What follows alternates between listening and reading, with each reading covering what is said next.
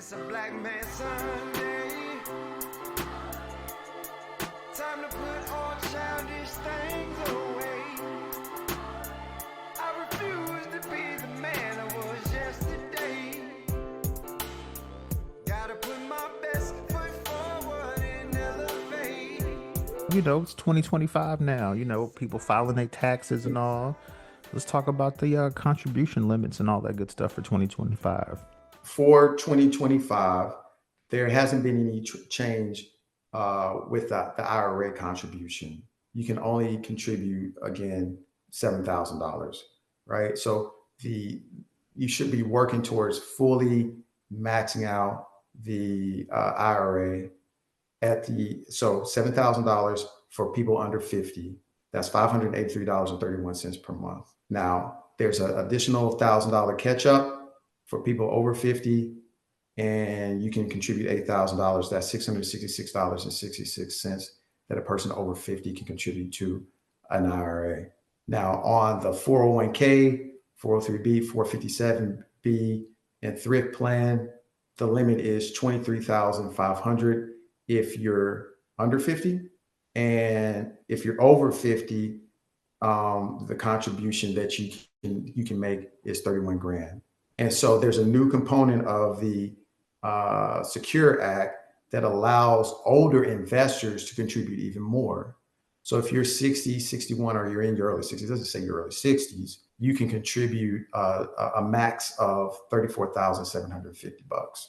So there's also income limits. The income limits did change. So with the income limit on IRAs, let's just be more specific, you can contribute the full 7 grand if you're modified adjusted gross, if you're single or filing head of house. So the modified adjusted gross, if you make less than 150,000, you can contribute the whole 7,000.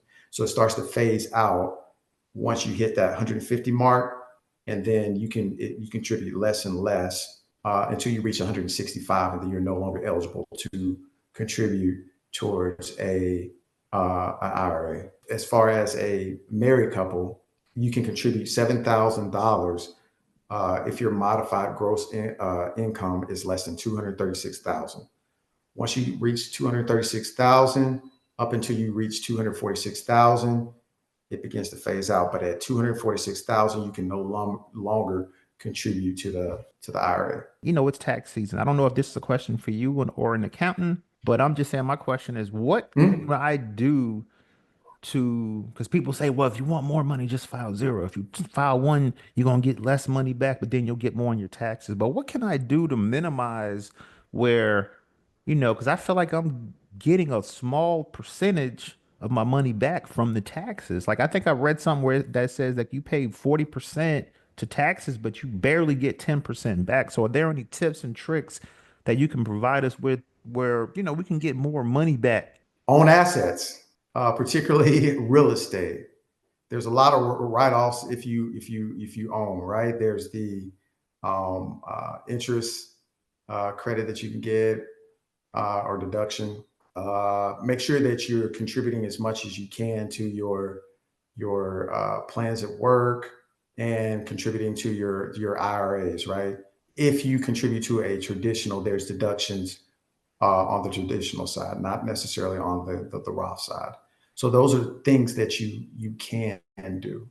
But I found that the worst way to be taxed is at ordinary income, right? And so you have to own property, own a business, or invest. And those are the ways that can really reduce your taxes. Else, you're at the mercies of the Trump tax deductions and things that Congress puts in place to help the middle class reduce their tax burden. Gotcha. A lot of business owners listen to the show. So, Yeah. So let's say you own an LLC. How is that LLC gonna, give you more money on your taxes for the brothers that don't know? How's the LLC going to give you more money on your taxes? Yeah, because you said, own real estate, own a business. Yeah, own a business. Yeah. So say for instance, you're a 1099, you could contribute to a like a SEP, right? And that further reduces. You can have your regular 401k, and then you can have your SEP IRA that further gives you deductions on your tax return. So you're, say for instance, as a 1099 person, you're making a lot of money. That's a way to reduce your tax eligibility. So you either can pay yourself through investments, or you can pay the tax man. Just more of another statement, more, more about what you said, Corey. Like, I think people should not. So definitely. So do this. Definitely employ whatever strategies you need to employ to ensure that you're paying your taxes, the right amount of taxes, not more taxes than what you owe. But I would encourage. This is just my own personal point. I would encourage us not to adopt an attitude that we hate paying taxes, because taxes actually pay for a lot of government programs that help a lot of people in society. And so a lot of those programs that we say, are there to support minorities or there to support other people, those programs are paid for with tax money. So if all of us decide we're not paying taxes, those programs, as we can see, will be the first programs that are going to be cut. And so the idea is, let's all pay the proper amount of taxes that we're supposed to pay, you know. And like I said, I'm not opposed to anybody employing any strategies that will ensure that they pay the proper amount of taxes they can pay, understanding that if you're creating a business, what you're really doing, and I think we've had some excellent people on the show come across and say, if you're starting a business or you're running a business, what you're really doing is you're creating value for other people. And that's why you get a tax break. You get a tax break by creating value for people other than yourself. So taxes is one way for us to ensure that everybody in our society has the services they need so that they get an equal opportunity. And another way for us to also serve society is by starting a business and creating value for other people. And we get a tax break to do that. In other words, the government encourages us to create value for others. And so I just wanted to point that out. Didn't really have a question, but just wanted to make a statement. I didn't have a question per se.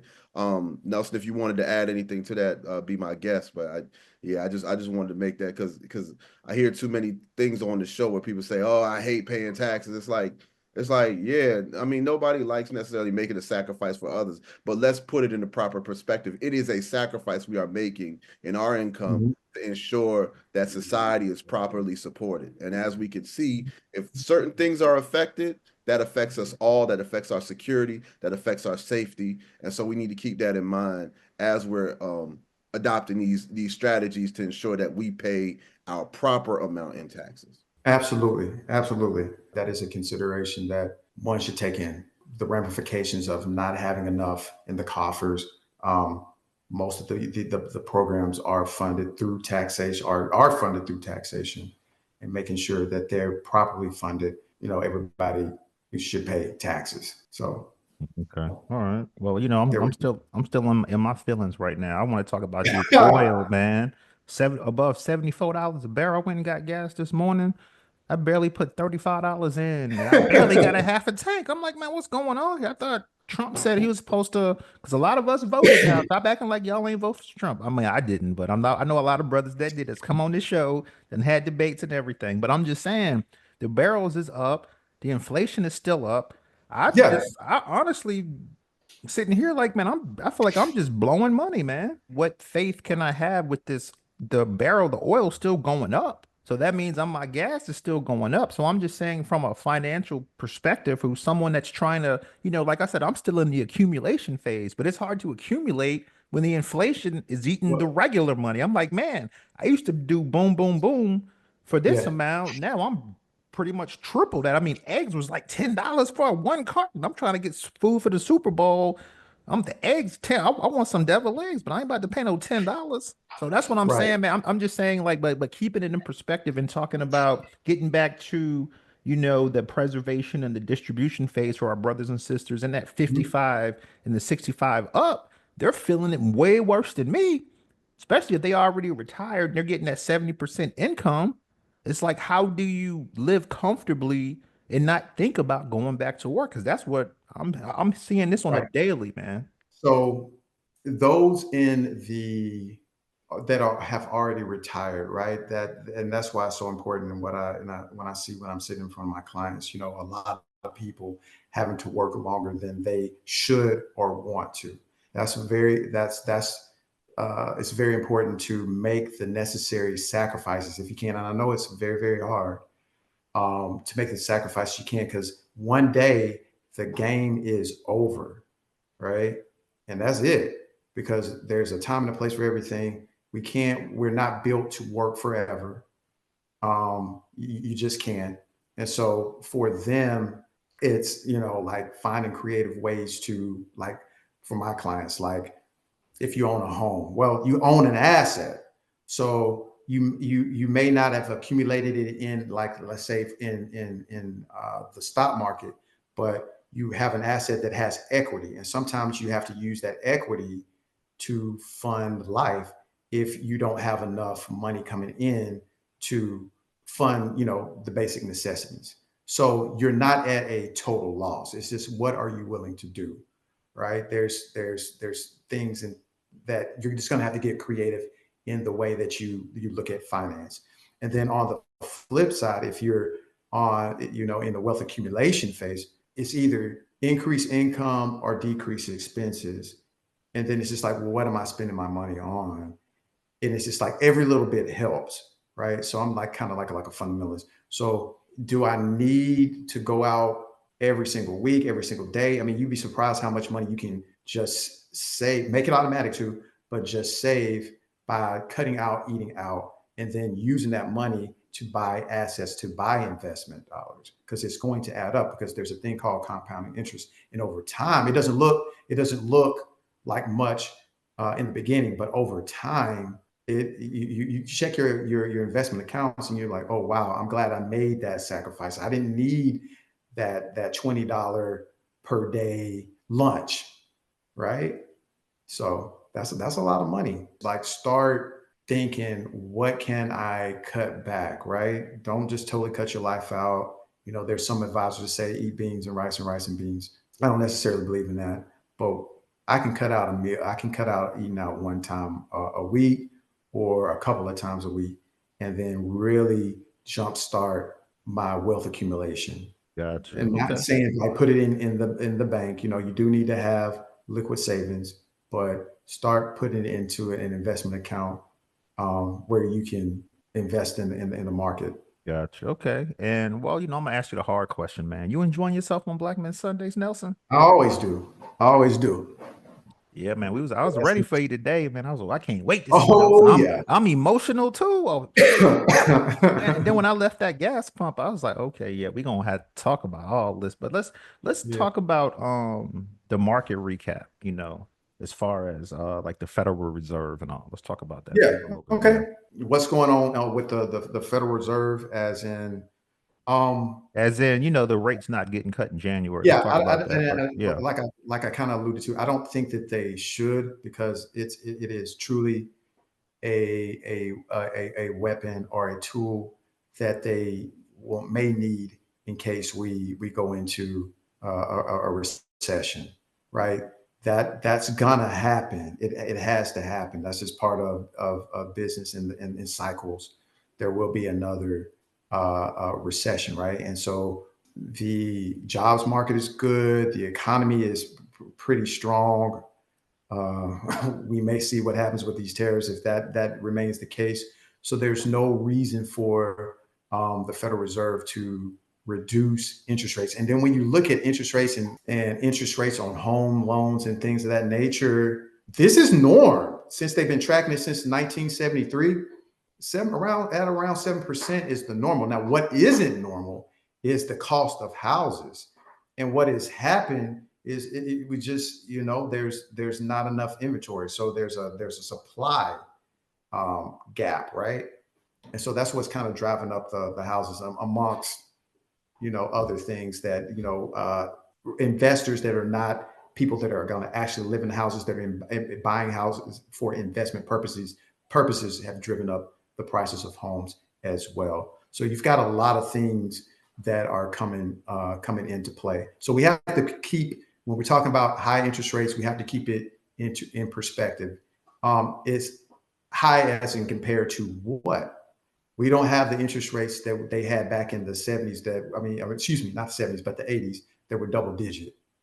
So we Yeah, don't have, but the houses were like $125. I mean, 125,000 too. You may have had a that. 15%, but you may Yeah, you but know, that is true. 125.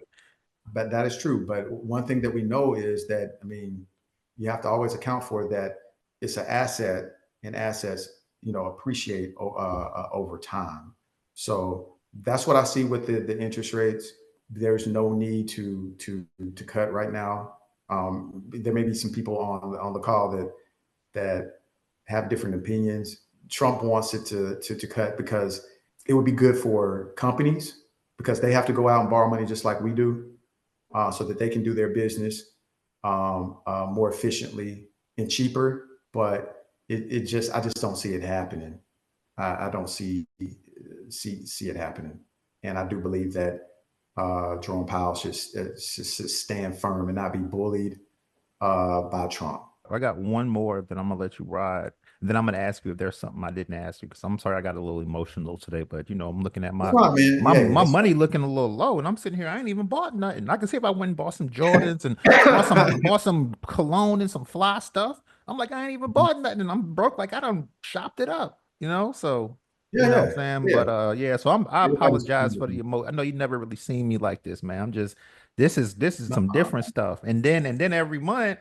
I'm sitting here like, oh, that's coming out too. Oh man. So it's like I'm just taking daggers to the chest, man, and I got to eat it. But I'm everybody's just feeling saying, the pain. yeah. But what I'm saying is, for me, I can take it a little bit. I might get emotional, but I'm straight. You know what I'm saying? Versus someone retired, like my mom retired. That 70% is a little different now with that inflation Yes, and all. You know what I mean? So. absolutely, Yeah, absolutely. man. So, but before I let you get out of here, man, we need some, for 25, as far as, because I know with me, I always had the conversation with you about, okay, should we still do the group stocks, the individual stocks? Should we do that ourselves? Should we? And then brothers are still asking the question, we can do it ourselves. Why do Yeah. we need a financial advisor? To answer that last question, to govern emotion, because usually people do the wrong thing at the right time. And what I mean by that is most money is made in turmoil, right?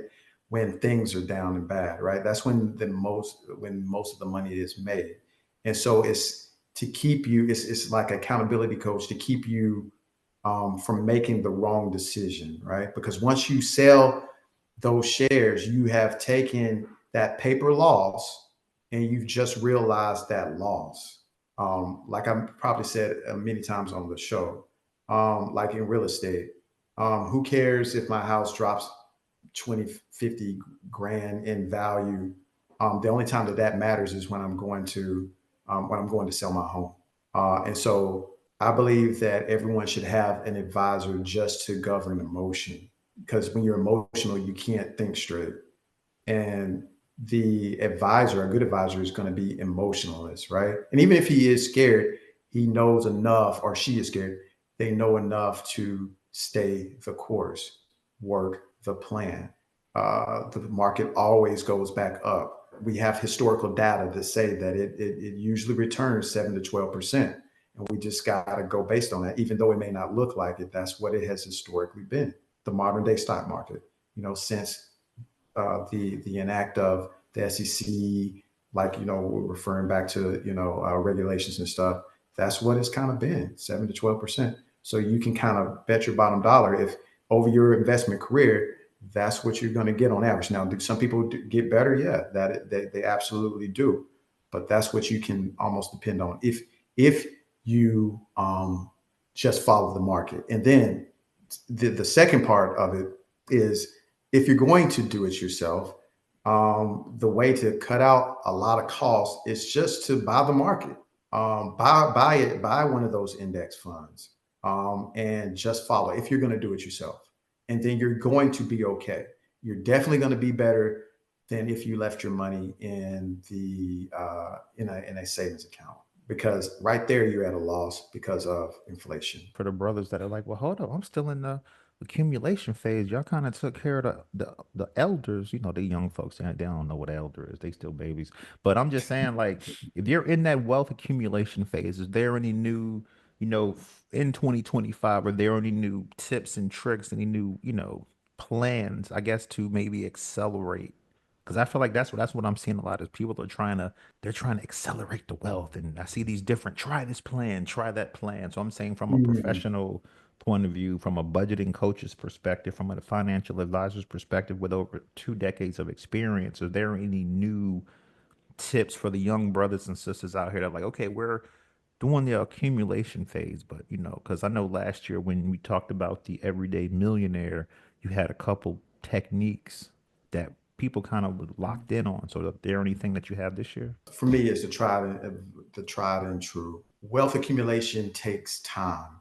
You're talking about 20 to 30 years out, right? And so these younger people have to understand that thing is not instant. It takes time. It takes time to build your career. It takes time to build a great marriage.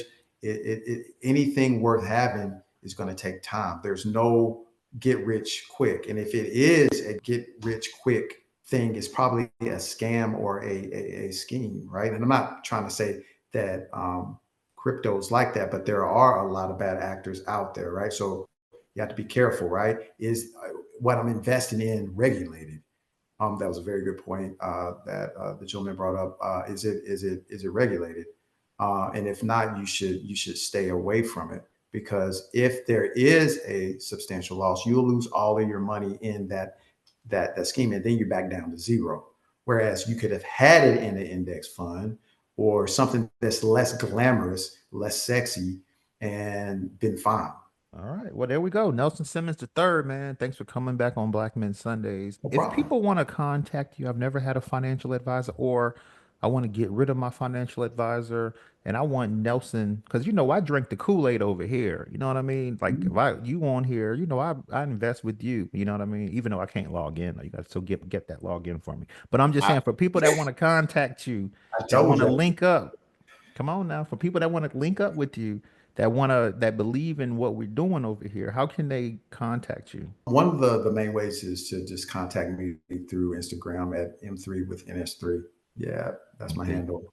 okay, cool. And All right. I'll be sure to reach out to you. But Nelson Simmons III, man, thanks for coming on Black Men Sundays. We appreciate you. We appreciate your time.